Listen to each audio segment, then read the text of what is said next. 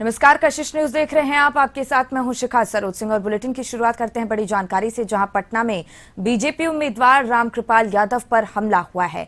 मामला मसौढ़ी की आरजेडी विधायक रेखा देवी ने दर्ज कराई है और एफआईआर मसौढ़ी थाने में रामकृपाल के खिलाफ केस दर्ज किया गया है। तो भाजपा समर्थक 12 लोगों पर एफआईआर दर्ज की गई है। बूथ पर गाली गलौज, जाति सूचक शब्दों के इस्तेमाल करने का आरोप भी है।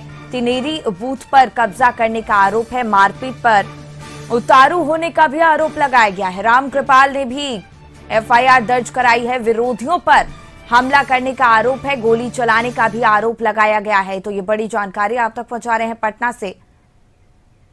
आरजेडी विधायक रेखा देवी ने एफआईआर दर्ज कराया है।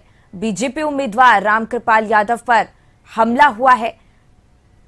मामला मसौढ़ी की आरजेडी विधायक रेखा देवी ने दर्ज कराई एफआईआर और मसौढ़ी थाने में रामकृपाल के खिलाफ केस दर्ज किया गया है। तो भाजपा समर्थक 12 लोगों पर एफआईआर दर्ज की गई है। 1 जून 2024 को सूचना प्राप्त हुई कि संध्या 7:30 बजे माननीय सांसद श्री रामकृपाल यादव जी जमालपुर गांव जा रहे थे। तभी गोपालपुर मठ के समीप उनके कार्यकर्ताओं के साथ जो है मारपीट हुई है। इस संदर्भ में उन्होंने एक लिखित आवेदन दिया है जिस पे प्राथमिकी दर्ज की गई है। लिखित आवेदन में उल्लेख किया गया है कि उनके कार्यकर्ताओं के साथ फायरिंग की घटना हुई है एवं उसके अंतर्गत एक व्यक्ति कुणाल खानपुरी जो भी इंजर्ड हुए हैं, जिनका प्राथमिक इलाज कराया गया है। इस पूरे घटनाक्रम के अभी तक अनुसंधान में कोई भी फायर आर्म इंजरी नहीं हुई है और ना ही कोई गोली चलने का साक्ष्य अभी तक प्राप्त हुआ है। तो बीजेपी उम्मीदवार रामकृपाल यादव पर हमला हुआ है। पटना से जानकारी, जहां भाजपा समर्थक 12 लोगों पर एफआईआर दर्ज की गई है। बूथ पर गाली गलौज करने का भी आरोप लगा है। साथ ही जाति सूचक शब्दों के इस्तेमाल का भी आरोप लगा है। तिनेरी बूथ पर कब्जा करने का आरोप है। मारपीट पर उतारू होने का आरोप है। रामकृपाल ने भी एफआईआर दर्ज कराई है। विरोधियों पर हमला करने का आरोप है और गोली चलाने की भी आरोप लगाया गया है। इसका भी ये बड़ी जानकारी आप तक पटना से पहुंचा रहे हैं, जहां बीजेपी के उम्मीदवार रामकृपाल यादव पर हमला हुआ है।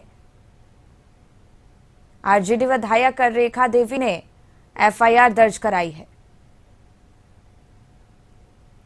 तो भाजपा समर्थक 12 लोगों पर एफआईआर दर्ज की गई है। मसौढ़ी थाने में रामकृपाल के खिलाफ मामला दर्ज कराया गया है। फिलहाल पूरे मामले को लेकर कार्रवाई की जा रही है।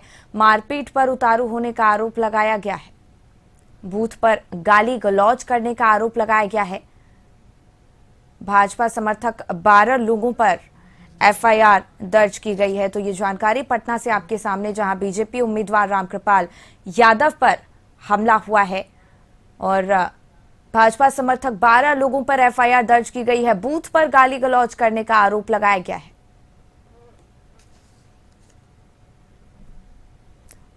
और इसी पर और ज्यादा जानकारी लिए आशुतोष हमारे सहयोगी जुड़ गए हैं। देखिए आशुतोष, बीजेपी उम्मीदवार रामकृपाल यादव पर भी एफआईआर दर्ज की गई है। दोनों पक्षों की तरफ से एफआईआर दर्ज करा दिया गया है। फिलहाल क्या कुछ अपडेट है मामले में?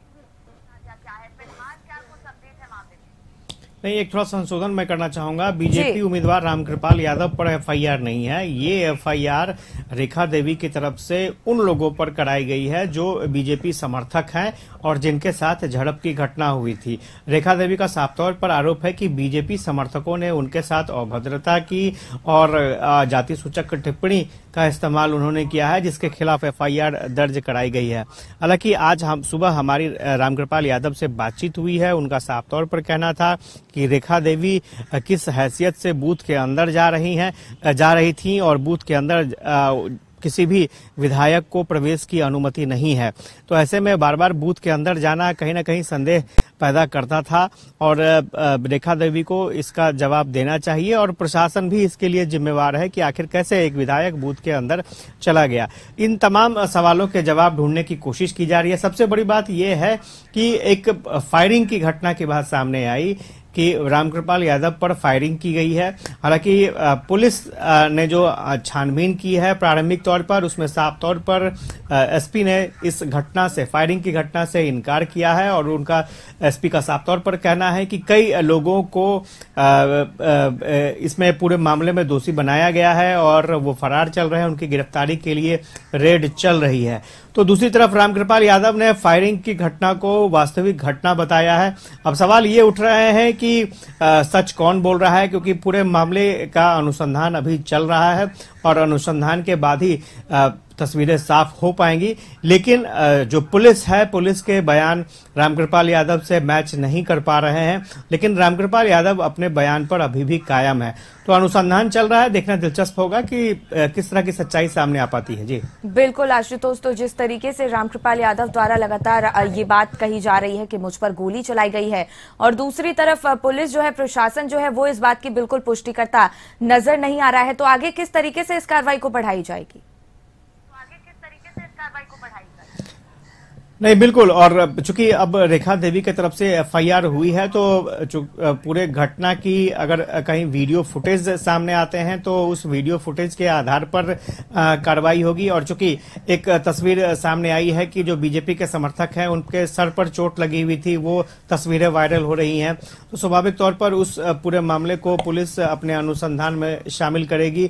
तो जो एफआईआर रेखा देवी की तरफ से हुए हैं उसकी भी जांच पड़ताल चलेगी। और चूंकि यहाँ पर जो मारपीट की घटना हुई है उसकी भी पुष्टि एसपी की तरफ से की गई है, तो स्वाभाविक तौर पर जो आरोपी हैं उन आरोपियों को पकड़ने के लिए छापेमारी चल रही है और पुलिस आगे अनुसंधान ये कर रही है। चूंकि पूरे मामले को लेकर के एसआईटी का भी गठन किया गया है और एफएसएल की टीम भी पूरे मामले को लेकर जांच कर रही है, तो पुलिस अब आगे एफएसएल के आधार पर ये प्रूफ करने की कोशिश करेगी कि फायरिंग की घटना वहां पर हुई है या नहीं हुई है। तो स्वाभाविक तौर पर एक बड़ा पहलू सामने निकलकर आया है और देखना दिलचस्प होगा कि पटना पुलिस इस मामले का उद्भेदन कब करती है। जी बिल्कुल आशुतोष, तो जिस तरीके से एनडीए की सरकार है बिहार में और ऐसे में गोली चलना कहीं ना कहीं लॉ एंड ऑर्डर पर भी कई सवाल खड़े कर रहा है।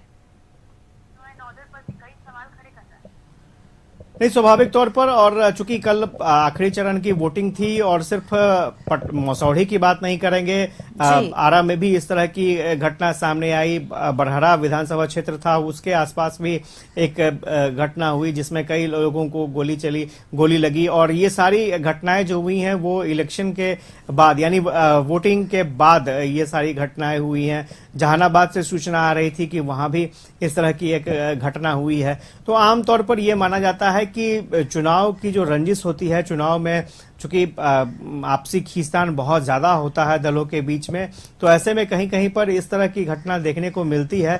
तो फिलहाल इसे चुनावी रंजिश की घटना ही कही जा सकती है।